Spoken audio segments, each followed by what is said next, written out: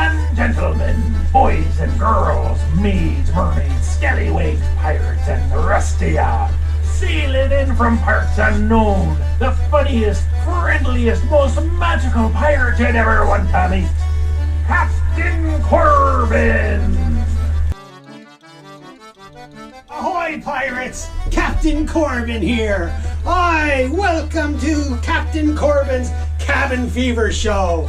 I've got a lot of fun stuff to show you today, so stick around. I'll see you in a minute. Ahoy! Hi, welcome back. I be Captain Corbin, and this be me Cabin Fever Show. I'm in a tropical paradise today. I locked up the boat and came indoors. But don't worry, I took precautions. I took this off. It'll stay right where it is without one of these things.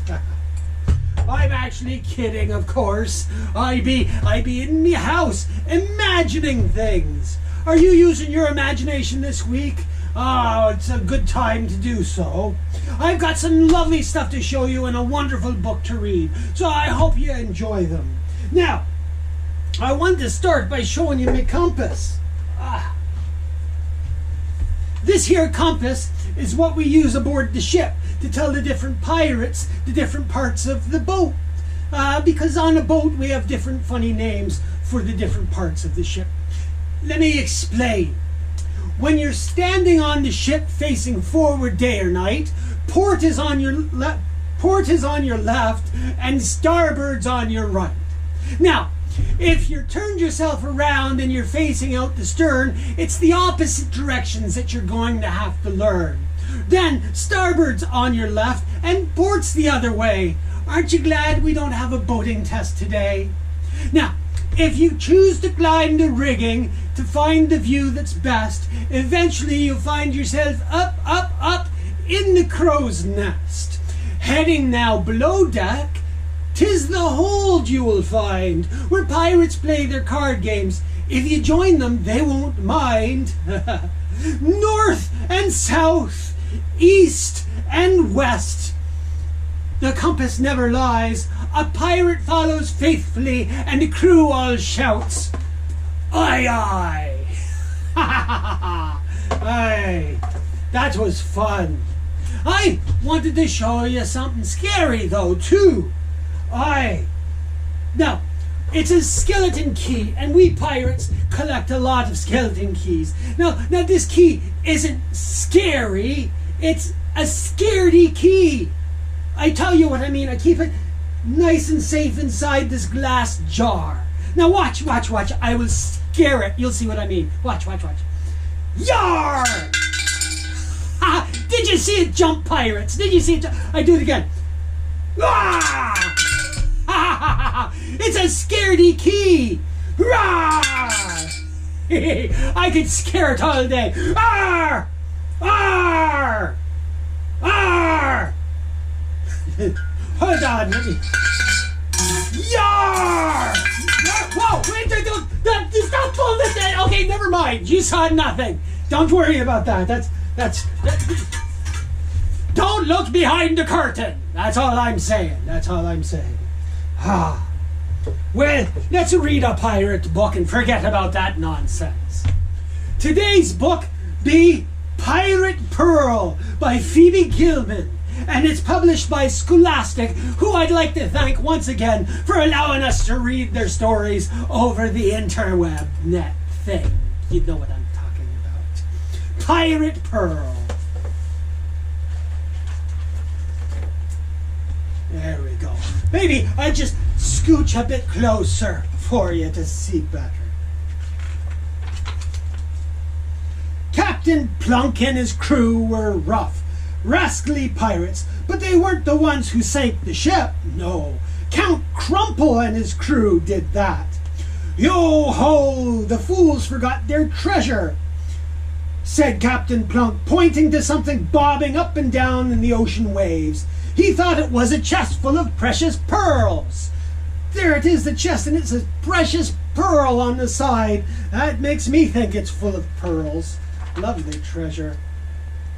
He was wrong, though. It was a cradle full of Precious Pearl. Precious Pearl is a baby, he roared. Make her walk the plank, said the pirates. But Pearl wouldn't. Actually, she couldn't. She hadn't learned to walk yet. Captain Plunk had no choice. She couldn't walk the plank, so what else could they do? They had to wait. By the time Pearl learned to walk, the pirates were used to having her around. They decided to keep her. She's a regular lucky charm, they said. Ever since she came on board, princes seemed to sail right into our lap. Princes have lots of money. That's good for a pirate when a prince's ship comes around. Pearl laughed merrily and bounced up and down the overflowing treasure chests they got. The jingle-jangle of the gold set Captain Plunk's feet a-tappin', and he danced a little pirate jig. Yo-ho, a pirate prizes, watching how the treasure rises. Yo-ho, we terrorizes princes without warning. You never give a prince a warning. Never mind. Pearl grew up to be a proper pirate. She could swashbuckle with the best of them. Beaming with pride, Captain Plunk even forgave her the one embarrassing habit she had. She didn't like to bury her treasure. She gave it away. At least she tried to give it away. Most people ran when they saw Pearl the pirate coming. Look at that. There's a couple of people running away, but she's just trying to give away her gold. She's got a handful of gold she wants to share. But not Prince Basil. He had never met anyone quite like her. As soon as she leapt onto the deck of his ship, he was smitten. Quicker than you can say, shiver me timbers. Prince Basil came looking for her.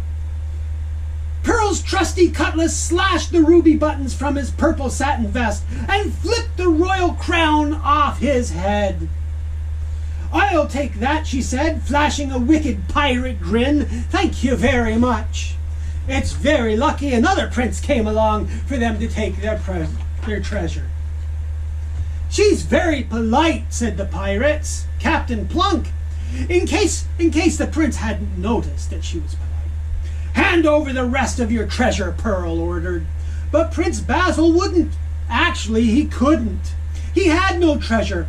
The ruby buttons were glass and the crown was tinsel. I went to sea to seek my fortune, he explained, pulling a piece of paper from his pocket. The paper says, hear ye, Precious Pearl has been captured by the pirates. The usual reward for a princess's rescue is hereby proclaimed by Count Crumple. Pearl moved a step closer and looked closer at the paper. Prince Basil looked at Pearl. Oh, horrors, he said. That's Precious Pearl's locket. What have you done with the baby princess? There's the locket. She's wearing the locket right there. I was wearing it when my papas fished me out of the sea, said Pearl. Can it be, said Prince Basil. It must be. You are Princess Pearl, the lost treasure, the lost princess. I must say you've changed quite a bit. Egad, said Pearl, if I'm a princess, a royal treasure awaits. What are we lollygagging around here for? Where's my castle? 10 days later, the pirates dropped anchor in a small bay. Count Crumple was not happy to see them. How dare you sneak into my castle, he said. Your castle? Said Pearl. I think you mean my castle. I'm Princess Pearl, the precious princess. Impossible, said Count Crumple. Impossible, said Count Crumple. I am the princess, and here is my princess locket to prove it, said Pearl. Got confused there. Just like it says on this proclamation you signed. Ha! Laughed the Count. Precious Pearl was never captured by the pirates. She lies at the bottom of the sea. There's only one way you could know that, said Pearl. You must be the one who sank the ship. Blast it! cried Count Crumple. "I've been bamboozled by a buccaneer. My scheme was foolproof. How did you escape?" "Nothing to it," said Pearl. "The ship sank, the cradle didn't. Now throw the scurvy skunk in the dungeon." The people in Pearl's kingdom cheered. Nobody liked Count Crumple anyways. He was mean and greedy ruler. "Now we shall be married and live happily ever after," said Prince Basil. "Married?" said Pearl. "Yes, of course," said Prince Basil. "That's the usual reward for rescuing a princess. You marry her and then rule the kingdom. Everyone knows that." "That's ridiculous," said Pearl. "I won't do that at all." "Blow me down," said Captain Plunk. "This explains why all those princes kept showing up." "But what about my reward?" said Prince Basil. "Perhaps he could join our crew," said Macaroni, another one of the pirates. "I can think of no greater reward than that," said Pearl. She tossed a bag of treasure to the prince and said, "You can start by helping me give this treasure away." Yo ho, we like surprises, giving treasure scandalizes. We could do no otherwises, we are fearless pirates. The end. And that was Princess Pearl by Phoebe Gilman. Thanks again to Scholastic for allowing me to read that. Well, pirates, that's it for this edition of Captain Corbin's Cabin Fever. I hope you follow me and find the next one on Facebook or YouTube. Just Google Captain Corbin or go to CaptainCorbin.com. Until next time then, pirates, ahoy!